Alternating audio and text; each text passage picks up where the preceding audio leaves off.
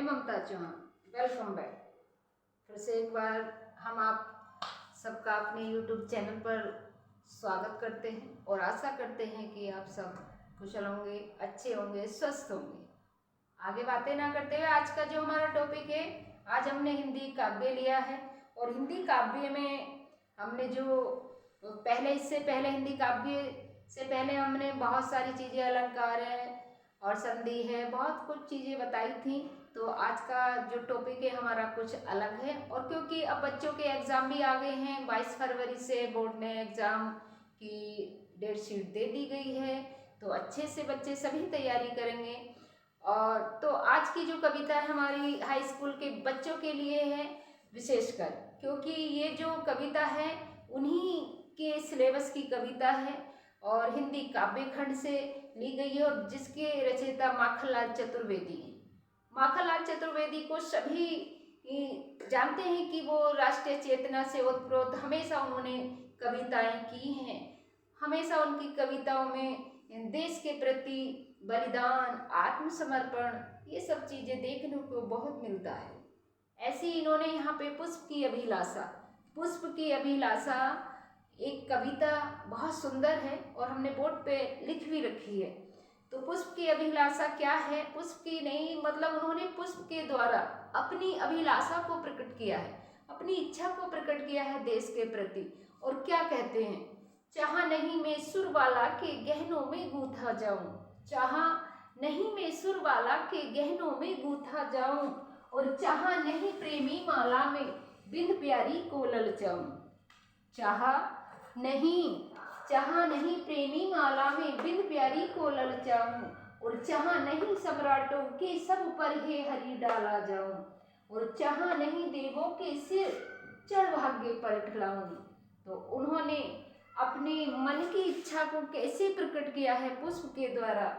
तो वो क्या कहते हैं? मेरी यह इच्छा नहीं है कि मैं किसी सुर वाला, किसी देव कन्या के गहनों में मुझको गूंथा जाए, मुझको उसके गहनों में लगाया जाए और उसके गहनों में लगकर मैं प्रसन्न रहूं, मुझे वो प्रसन्नता नहीं चाहिए।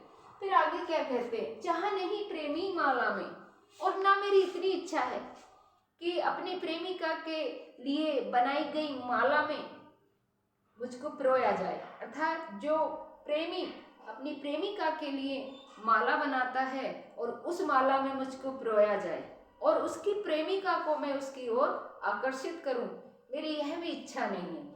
और ना ही मेरी इच्छा है, इसमें क्या है थर्ड लाइन में, चाहा नहीं सम्राटों के सब पर, महामहिम जो शक्तिशाली राजा, और जब उनका अंतिम संस्कार होता है उनके शव यात्रा में मुझको डाला जाए। मेरी इच्छा नहीं है कि सम्राटों के शवों पर मुझको डाला जाए। और ना ही मेरी इच्छा है, चाहा नहीं देवों के सिर, ना ही मुझे जो पूजनीय देवी देवता हैं उनके चरणों में मुझको चढ़ाया जाए और मैं अपने भाग्य पर इतराता फिरूं, मेरी यह भी इच्छा नहीं है। और लास्ट की पंक्ति में उन्होंने कहा है कि मुझे तोड़ लेना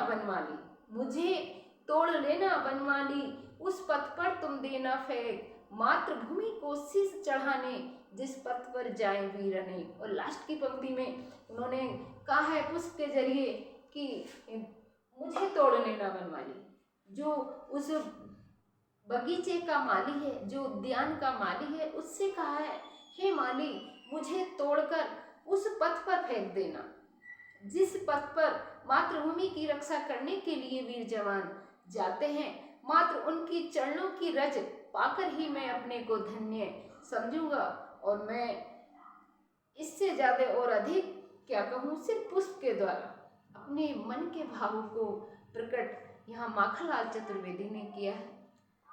तो अब जैसे अब हमने इसकी मतलब हमने व्याख्या बता दी, तो व्याख्या के बाद हमें इसमें काव्य सौंदर्य भी लिखना होता है। और काव्य सौंदर्य हमने बहुत बार बच्चों को बताया है, जहाँ शुद्ध संस्कृत के शब्द आते हैं वहाँ हमेशा खड़ी बोली आती है, संस्कृत निष्ठ परामार्जित खड़ी बोली।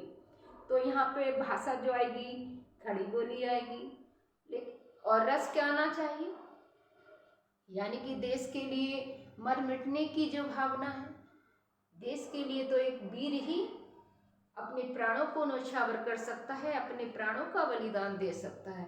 तो यहाँ पर रस कौन सा आना चाहिए? वीर रस आएगा। वीर रस, जहाँ वीर रस है वहाँ गुण हो जाएगा, वहाँ गुण हो जाएगा। अब रह जाता है इसमें अलंकार। तो अलंकार बच्चे जरा मुझे कमेंट में करके बताएंगे कि इसमें अलंकार कौन सा आएगा।